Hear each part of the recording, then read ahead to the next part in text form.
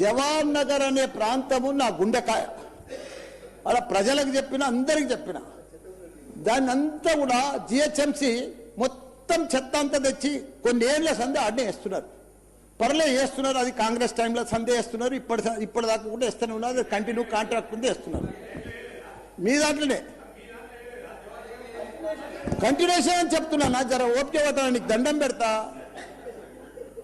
ఎందుకంటే ఆ చెత్త వేసినప్పుడు, నేను మంత్రి ఉన్నప్పుడు మా కేటీఆర్ గారు 500 కోట్లు ఇచ్చిండు.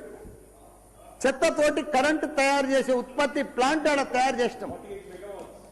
దాన్ని అది కాకుండా 144 కోట్లతోటి క్యాపింగ్ పెట్టిన, మొత్తం మట్టి పోసి గడ్డి పెట్టి అది గుట్ట లెక్క తయారు చేసినాం.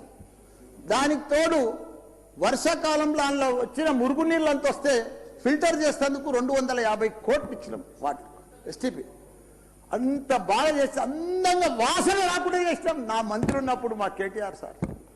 అటువంటిది ఇప్పుడు 2 సంవత్సరాలు 4 నెలల సంది భరించలేము. కొత్త గుట్ట చెత్తకుండి తయారు చేసిరు, కొత్తది ఒకటి.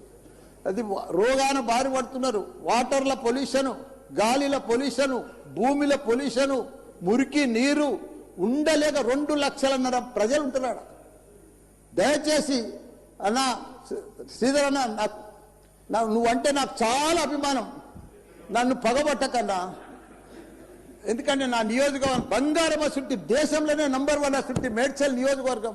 దాన్ని తుకుడలు అతలం కుతలం చేసేది. దాన్ని ఇప్పుడు దాన్ని 61 గ్రామాలుంటే, 3 మున్సిపాలిటీ కార్పొరేషన్లు ఉండే, 7 మున్సిపాలిటీ ఉండే. దాన్ని తీసుకుపోయి మొత్తం జిహెచ్ఎంసీ చేసిరు. ఇప్పుడు 16 వార్డులు చేసిరు. దాన్ని ఒక మోరీలు లేవు, రోడ్లు లేవు,